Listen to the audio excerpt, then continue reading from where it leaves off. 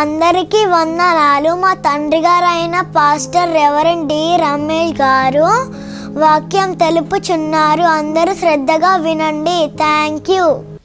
దేవునికి స్తోత్రం. దేవునికి మహిమ కలుగును గాక. దేవుని యొక్క శ్రేష్టమైన పరిశుద్ధమైన ఉన్నత నామమున మీ అందరికీ వందనాలు తెలియజేస్తున్నాను. ఇమ్మానుయేల్ స్వరం అనే ఆధ్యాత్మికమైన కార్యక్రమానికి ప్రేమతో మిమ్మల్ని ఆహ్వానిస్తున్నాను. దేవునికి మహిమ కలుగును గాక. ప్రార్థన చేసుకుందాం ప్రియులారా. మనం జీవం కలిగిన దేవుని యొక్క వాక్యాన్ని ధ్యానం చేద్దాం. ప్రార్థన. సకల ఆశీర్వాదములకు కారణభూతుడైన మా దేవ, మా తండ్రి, నీ ఘనమైన పరిశుద్ధమైన శ్రేష్టమైన ఉన్నతమైన ఆశీర్వాదకరమగు నామానికి వందనాలు నాయన. మరి ఒక మారు నీ కృపలో మమ్మల్ని జ్ఞాపకం చేసుకున్నందుకు వందనాలయ్యా తండ్రి. ఈ సమయమందు మాతో మాట్లాడు నాయన. వినగల చెవిని, గ్రహింపగలిగిన మనసును మా అందరికీ దయచేయి తండ్రి. మీకు స్తోత్రాలు చెల్లిస్తూ యేసునామమును అడిగి పొందినాము తండ్రి. ఆమెన్. Praise the lord. దేవునికి మహిమ కలుగును గాక. ప్రభునందు ప్రియులారా, మరి ఒక మారు ప్రభు అయిన యేసుక్రీస్తు నామమున మీ అందరికీ వందనాలు తెలియజేస్తున్నాను. ఇమ్మానుయేల్ స్వరం అనే ఆధ్యాత్మికమైన కార్యక్రమానికి ప్రేమతో మిమ్మల్ని ఆహ్వానిస్తున్నాను. దేవునికి మహిమ కలుగును గాక. మిమ్మల్ని అందరిని బట్టి నేను దేవుని ఎంతగానో స్తుతిస్తున్నాను. ఈ యొక్క ఇమ్మానుయేల్ స్వరం అనే ఆధ్యాత్మికమైన కార్యక్రమాన్ని దేవుడు ఇంత గొప్పగా అనేక మందికి ఆశీర్వాదకరంగా మలచినందుకు నేను దేవుణ్ణి ఎంతగానో స్తుతిస్తున్నాను. ప్రభునందు ప్రియులారా, మీరు అనేక మంది మాకు ఫోన్లు చేస్తున్నారు, మాతో మాట్లాడుతున్నారు, మీ క్షేమ సమాచారాన్ని మాకు తెలియజేస్తున్నారు, మీరు పొందిన మేలులను మీరు మాకు తెలియజేస్తున్నారు.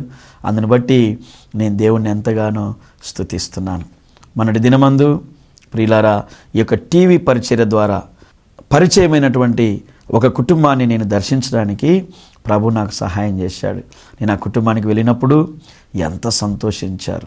వారిని బట్టి నేను దేవుని ఎంతగానో స్తుతించాను. ప్రియులారా, ఒకప్పుడు వారు బలహీనతలో ఉండేవారు.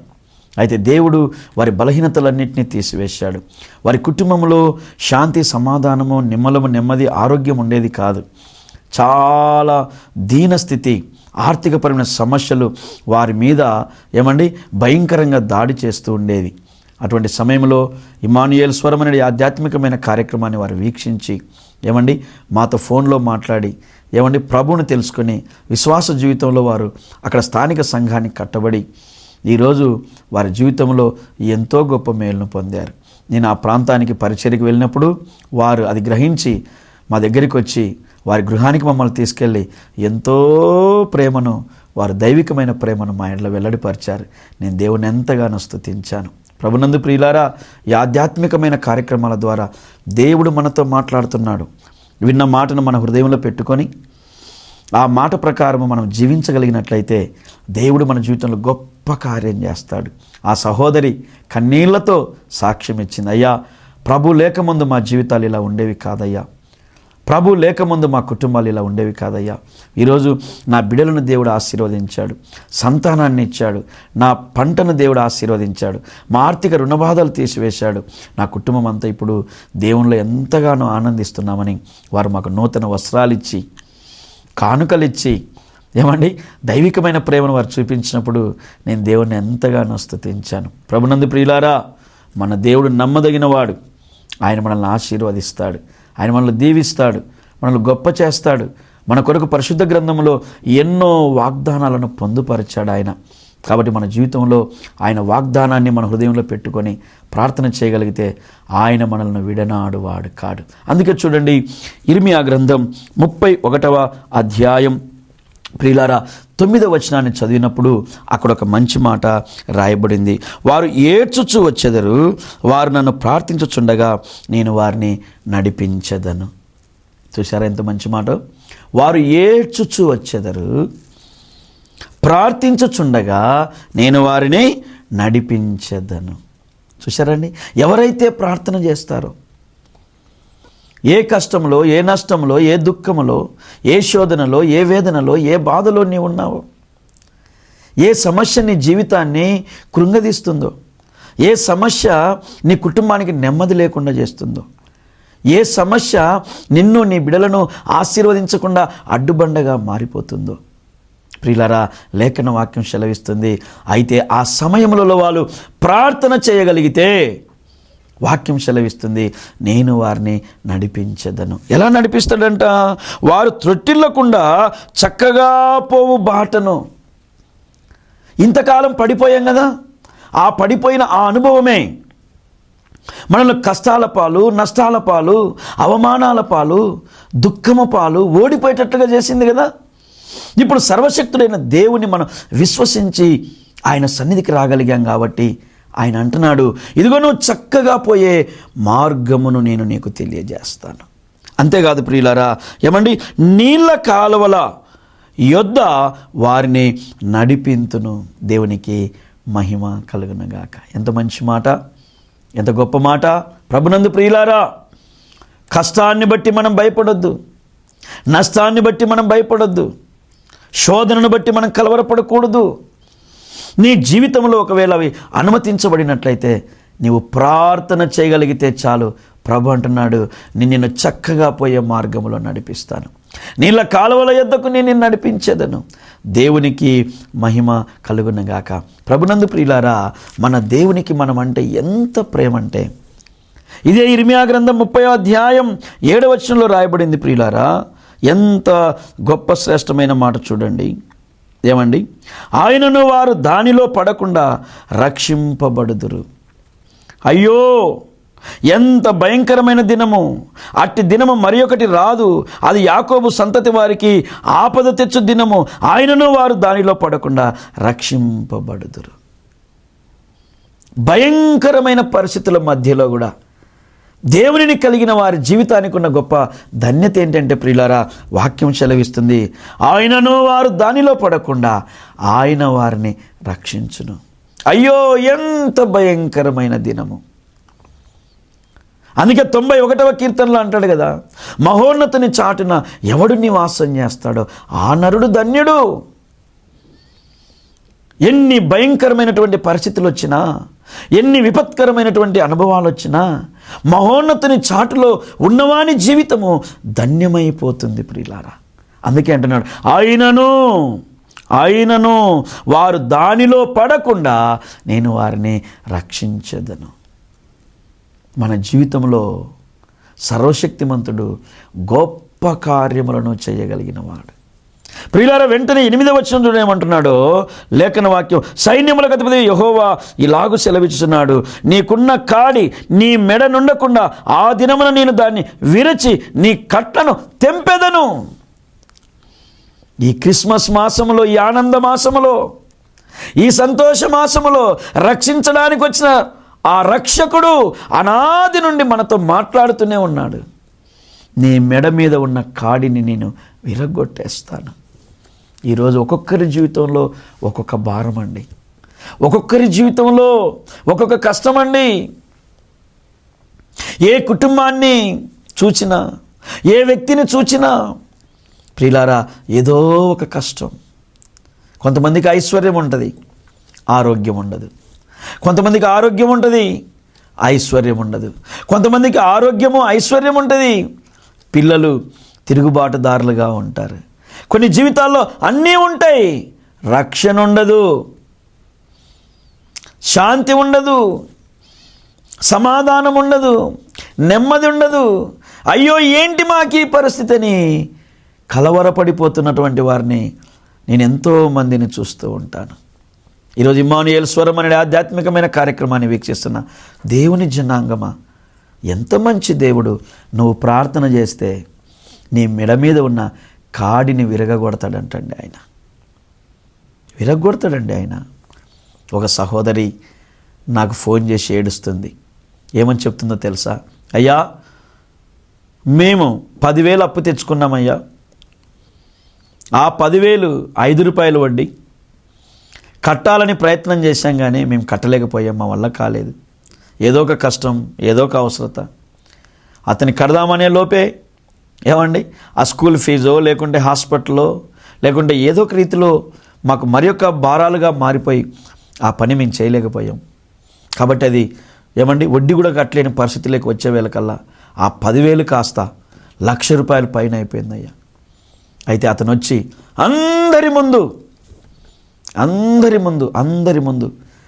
అందరు వినేటట్లుగా మమ్మల్ని అవమానపరిచి వెళ్ళిపోయాడు. రేపు కన్నా కట్టకపోతే మీ ఇంట్లో ఉన్న సామానంతా నేను బయటేస్తాను, మిమ్మల్ని ఏమండి ఇంకా గొప్పగా అవమానపరుస్తాను అనే మాటలు చెప్పిపోయాడు. ఏం చేయాలో మాకు అర్థమైతలేదు, మా కోసం మీరు ప్రార్థన చెయ్యండి. నేను అన్నాను, మరి మీరు మందిరానికి వెళ్తారా? అప్పుడప్పుడు వెళ్తామయ్యా, అప్పుడప్పుడు వెళ్తామయ్యా మందిరానికి, అప్పుడప్పుడు వెళ్తాం. అప్పుడప్పుడు కాదు, నీకు ఇష్టం వచ్చినప్పుడు కాదు భక్తి చేయాల్సింది. నీకు నచ్చినప్పుడు, నీకు ఇష్టం వచ్చినప్పుడు, నీకు తీరిక దొరికినప్పుడు కాదు. ఆయన మన ప్రాణ ప్రియుడు. సూర్యోదయం మొదలుకొని సూర్యాస్తమయం వరకు ఆయన నామం స్తుతి నొందదగినది. ఆయన మనం గణపరచాలి. ఎందుకు ఇంత కష్టాన్ని అనుభవించాలి? ప్రార్థన చేయండి. దేవుని మహాకృప. ఫోన్లోనే ప్రేయర్ చేశాం, వాళ్ళు కూడా మాతో ఏకీభవించారు.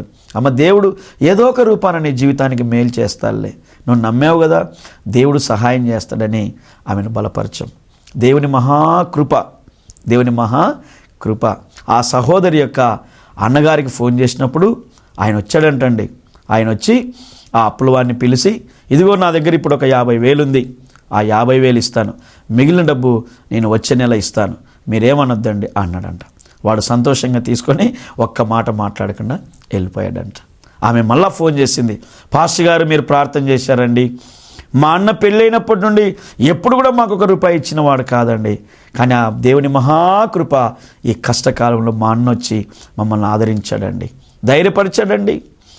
దేవుడు ఆ యొక్క మహాభయంకరమైన కష్టము నుండి మమ్మల్ని తప్పించాడండి అని సాక్ష్యం ఇచ్చింది. నేను చెప్పానమ్మా, ఇక మరెన్నటికి ఇలా చేసుకోవద్దు, కష్టపడండి, ప్రార్థన చేసుకోండి, మందిరానికి వెళ్ళండి, ఉదయం సాయంకాలం మీ ఇంట్లో ప్రార్థన చేసుకోండి, ఎవ్వరు ఖాళీగా ఉండొద్దు. దేవుడు 6 దినాలు మనల్ని కష్టపడి పని చేయమన్నాడు. 6 దినాలు కష్టపడి పని చేయమన్నాడు. మా చర్చిలో ఒకసారి ఒక సహోదరుడికి, యవనస్తుడు, వివాహమైంది, బిడ్డలు ఉన్నారు. అయితే ఒకరోజు నేను అడిగాను, ఏంటి నువ్వు డ్యూటీకి వెళ్ళలేదా అంటే, ఉపవాస ప్రార్థన చేసుకుంటున్న పాస్టర్ గారు అన్నాడు. మంచిది అన్నాను.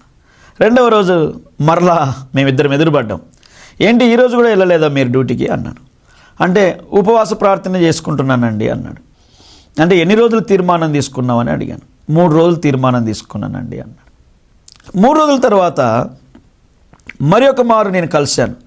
ఏంటి బ్రదర్ ఈరోజు కూడా మీరు డ్యూటీకి పోలేదా అన్నాను. అంటే వెంటనే అంటాడు, ఈరోజు కూడా ప్రార్థనలో ఉన్నానండి అన్నాడు. నాకు కొంచెం మనసుకు కష్టం కలిగి బాధ అయింది. నేను అన్నాను, నువ్వు కిరాయి రూమ్లో ఉన్నావు, మీ తాత కడతాడా కిరాయి అని అడిగాను. ఎవరు కడతాడు కిరాయి?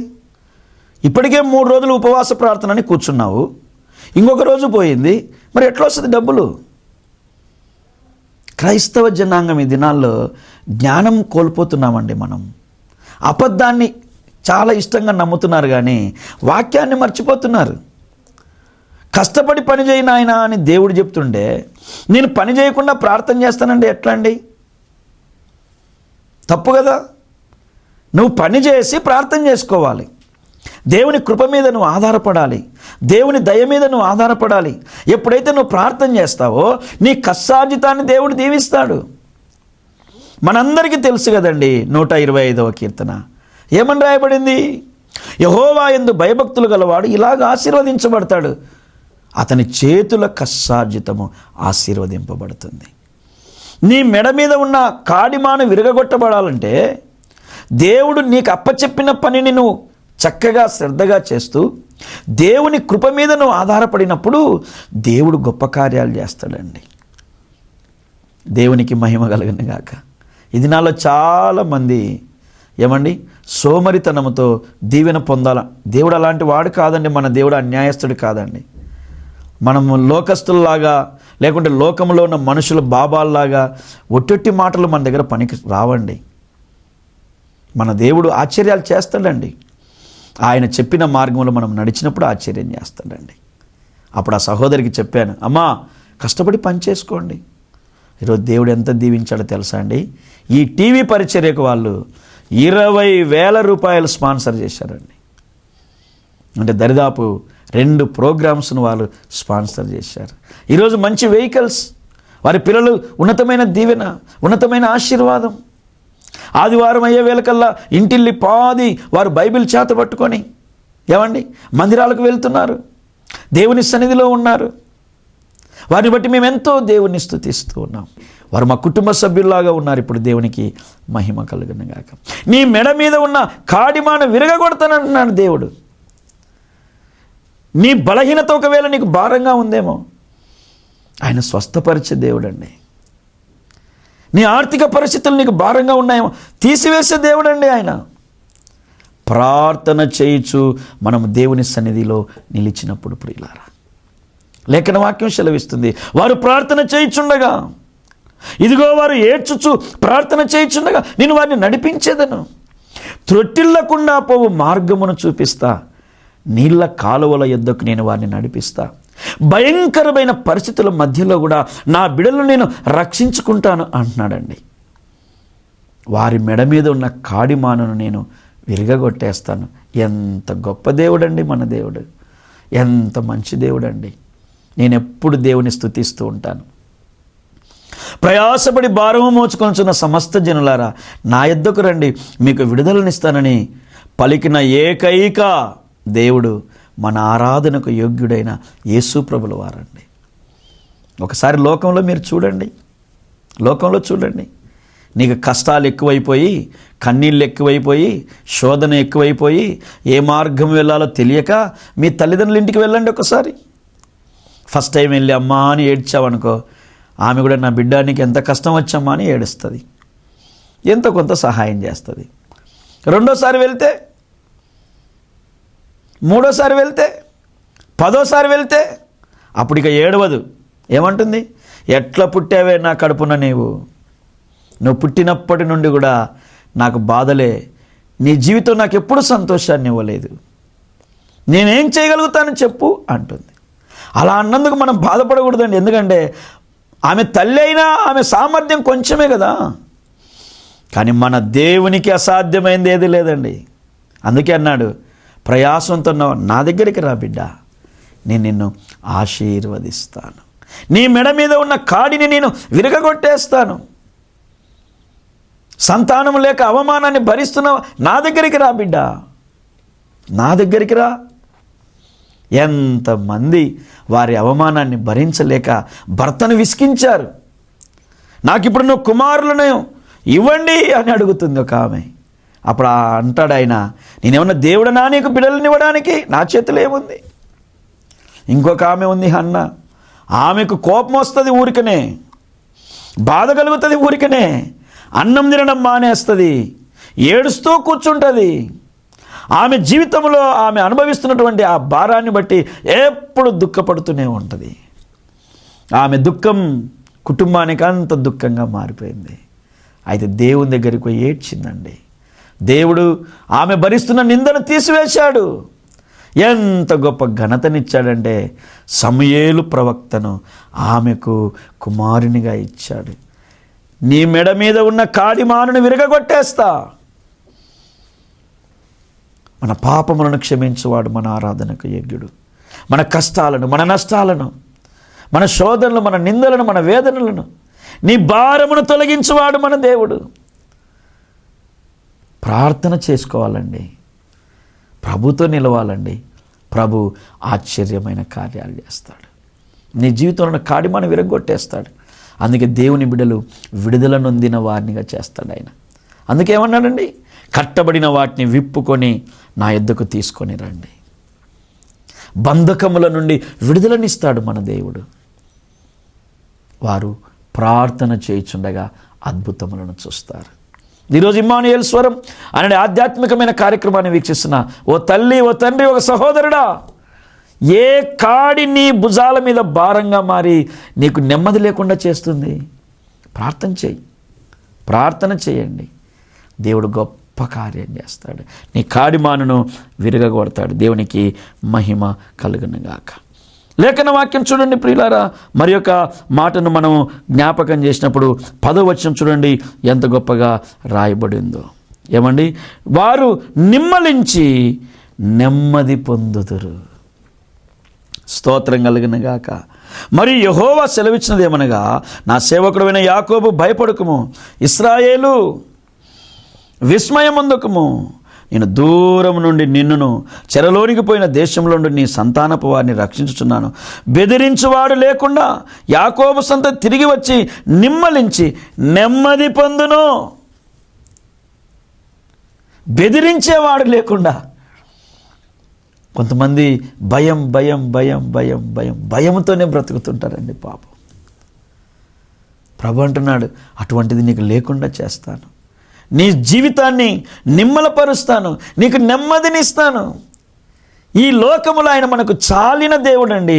ఇటువంటి దేవుడు ఎవరికి లేడు. ఇటువంటి దేవుని కలిగిన వారు గొప్ప ధన్యులు. ఇశ్రాయేలు, నీ భాగ్యం ఎంతో గొప్పది. ఏమంటున్నాడు? బెదిరించువాడెవడునో లేకుండా. బెదిరించువాడెవడునో లేకుండా. ఒకసారి మేము మందిరాన్ని కడుతున్నాం. మందిరాన్ని కడుతున్నప్పుడు ఆ మందిరం పక్కన ఒక స్థలం ఉంటే ఆ స్థలాన్ని కూడా కొనాల్సి వచ్చింది. ఆ స్థలాన్ని కొన్నాం కొన్ని లక్షలు పెట్టి. అయితే ఏం చేశాము, కొన్ని లక్షలు ఇచ్చాము. ఇంకొక 7 లక్షల రూపాయలు వారికి ఇవ్వవలసి ఉండింది. వారికి ఏం చెప్పానంటే, నేను పలానా సమయానికి మీకు ఇస్తాను అని చెప్పాను. అయితే ఏమైంది, ఆ సమయానికి కుదరలేదు. మరలా చెప్పాను, నేను నెక్స్ట్ మంత్ మీకు ఇస్తానని చెప్పాను. అయితే నేను ఒక ఇంట్లో ఒక గృహకూటం జరుగుతుంది. వాళ్ళది పెళ్లి రోజని ఒక స్తుతి కూటాన్ని ఏర్పాటు చేసుకున్నాను. అయితే అందులో చాలా సంతోషంగా, ఏమండి, సంఘం వచ్చింది, బంధువులు వచ్చారు, వారు కూడా చక్కగా కుటుంబీకులు సిద్ధపడ్డారు. నేను కుటుంబంతో వెళ్ళాను. పరిస్థితులు అంతా బాగా ఏమంటే ఆత్మీయంగా ఆహ్లాదకరంగా ఉన్నాయి. పాటలు అయిపోయినాయి, ఆరాధన అయిపోయింది, ఇంకా వాక్యం చెప్తున్నాను. చాలా సంతోషంగా వాక్యాన్ని ధ్యానం చేస్తున్నాం. నాకు దేవుని మాటలు అంటే చాలా ఇష్టం అండి. గంటలు గంటలు, రోజులు రోజులు చెప్పమన్నా చెప్తాను. ఎందుకంటే ఆయన చేసిన మేళ్ళు అంత గొప్పవి, ఆయన ఇచ్చిన రక్షణ అంత గొప్పది, ఆయన దగ్గర నుండి పొందుకున్న ఆశీర్వాదాలు అంత గొప్పవి. అందుకే నేను ప్రకటించుకుంటానండి. నా తీర్మానం ఏంటంటే, ఒక్కరోజైనా ప్రకటించని రోజు ఉండకూడదు. ప్రతిరోజు దేవుని గురించి ప్రకటించాలి. అది నా ఆశ. అయితే ప్రకటిస్తున్నాను, సంతోషంగా వాక్యాన్ని చెప్తున్నాను. ఏ సహోదరికి 7 లక్షలు ఇవ్వాలో ఆమె వచ్చింది ఎదురుగా. ఎప్పుడైతే ఆమెను చూశానో వెంటనే నాలోకి భయం వచ్చేసి, వామ్మో, డబ్బులు అడగనీకి వచ్చిందేమో, ఇప్పుడు ఇంతమందిలో అడిగేస్తుందేమో, అయ్యో ఇక్కడికి ఈమె ఎందుకు వచ్చింది అనుకుంటున్నాను. ఒక్కసారిగా దేవునితో నాకున్న కనెక్షన్ పోయింది. ఇక తెలియని భయం వచ్చింది. ఇక ఏ మాట చెప్పాలో నోటికి వస్తలేదు. చెప్తున్నాను ఏదో ఒకటి, కానీ నా అంతరంగంలో అయితే వేరే విధంగా ఆలోచనలు నడుస్తున్నాయి. అంత అయిపోయిన తర్వాత వాళ్ళు అన్యులు అన్నమాట. ఆమె వచ్చి, అయ్యా నాకు ఆరోగ్యం బాగాలేదయ్యా, నా కోసం ప్రార్థన చేయ్యా, నేను ఇంటికి వెళ్ళానయ్యా, నువ్వు లేవయ్యా, వెతుక్కుంటూ వచ్చానయ్యా అంటుంది ఆమె. అంటే ఆమె వచ్చినటువంటి ఆలోచన వేరు, ఆమెను చూస్తానే నాకు కలిగినటువంటి భయం వేరు. ఎందుకంటే నేను ఆమెకు డబ్బులు ఇవ్వాలి కదండి. అందుకు నా మనసులో ఆ భయం ఉండిపోయింది. ఈరోజు ఇలాగ ఎంతోమంది అండి, ఏదో ఒక భయం, శరీర బలహీనతల భయం, పిల్లల భయం, కుటుంబ భయం, ఉద్యోగంలో భయం, వ్యాపారంలో భయం, జీవితంలో భయం. దేవుడు అంటున్నాడండి, నేను నిన్ను నిమ్మలపరచి నెమ్మదిని అనుగ్రహిస్తాను. నేను అన్నాను, ప్రభువా నాకు ఇట్లుండొద్దు నాయన, నన్ను ఆశీర్వదించు, నన్ను దీవించు నాయన, నన్ను బలపరచు నాయన, నాకు ఇటువంటి ఏ బంధకాలు ఉండొద్దు ప్రభు అన్నప్పుడు దేవుడు అద్భుతమైన సహాయాన్ని చేశాడు. ఈరోజు వాక్యాన్ని వినుచున్న దేవుని జనాంగమా, నా 2 చేతులు జోడించి జ్ఞాపకం చేస్తున్నాను. జీవితంలో ఏడుస్తున్నావా? ఏ పరిస్థితులు నిన్ను ఏడిపిస్తున్నాయి? అయితే భయపడొద్దు.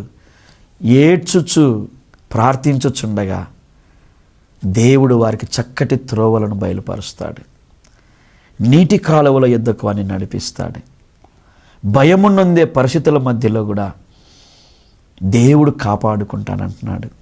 నేను రక్షించుకుంటాను అంటున్నాడు. మెడ మీద ఉన్న కాడిమానును విరగగొట్టేస్తాను అంటున్నాడు. ఇంకొక శ్రేష్టమైన మాట అంటున్నాడు, భయములన్నీ తొలగించి నిమ్మలపరచి నెమ్మదిని ప్రాప్తింపజేస్తాను అంటున్నాడు. ఈ నెమ్మది నీ జీవితంలో అనుభవించాలనుకుంటున్నావా? ఈ నెమ్మది నీ జీవితంలో పొందాలనుకుంటున్నావా? ఏం చేయాల్సిన పని లేదు. మోకరించి 2 చేతులు జోడించి, నీవు తప్ప నాకెవరున్నారు నాయన, ఈ కష్టకాలంలో నీవే కదా నా సహాయకుడు అని చిన్న ప్రార్థన చేసుకోండి. ప్రభు గొప్ప కార్యాలు చేస్తాడు. అటు దివ్యకృప పరిశుద్ధాత్మ దేవుడు మనందరికీ అనుగ్రహించునుగాక. ఆమేన్. ప్రార్థన చేద్దామా?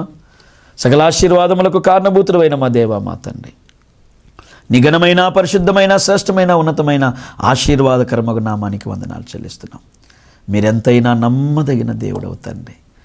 వారు ఏడ్చుచు ప్రార్థన చేయగా దేవుడు వారిని చక్కటి మార్గములో నడిపి నీటి కాలువల యొద్దకు వారిని నడిపించెను. తండ్రి, నీకు స్తోత్రం. భయంకరమైన పరిస్థితుల మధ్యలో కూడా వారిని రక్షించెను. వారి మెడ మీద ఉన్న కాడిమానును విరగగొట్టెను. ఇదిగో, భయపడే అనుభవంలో నుండి వేరుపరచి, నిమ్మలపరచి, నెమ్మదిని ప్రాప్తింపజేశాను. ఇంత గొప్ప దేవా, నీకు స్తోత్రం. ఈరోజు వాక్యం వినుచున్న బిడ్డల్లో ఎవరిటువంటి పరిస్థితుల మధ్యలో ఉన్నారో యేసు నామమున విడుదల కలుగునుగాక. ప్రతి కుటుంబానికి మేలు చేయి నాయన. ప్రతి వ్యక్తికి మేలు చేయి నాయన. ప్రతి వ్యక్తిని ఆశీర్వదించు నాయన. నీ శరణు కోరిన ప్రతి ఒక్కరి జీవితాల్లో కన్నీరు తుడవండి తండ్రి. స్తోత్రాలు చెల్లిస్తూ యేసునామమున అడిగి పొందినాము తండ్రి. ఆమేన్.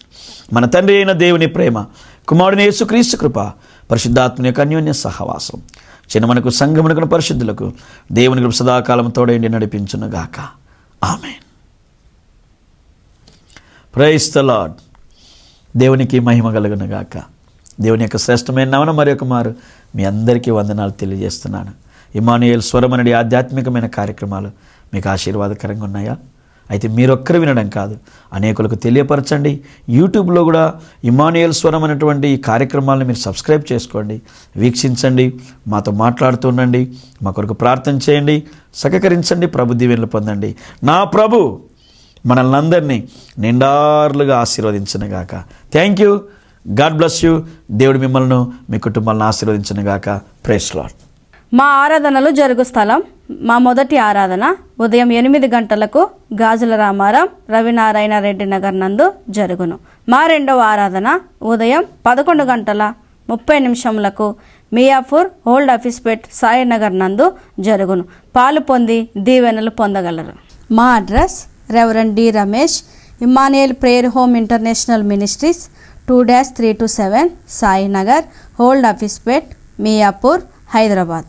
మీ ప్రార్థన అవసరతల కొరకై మీరు సంప్రదించాల్సిన మా ఫోన్ నెంబర్ 9912956528.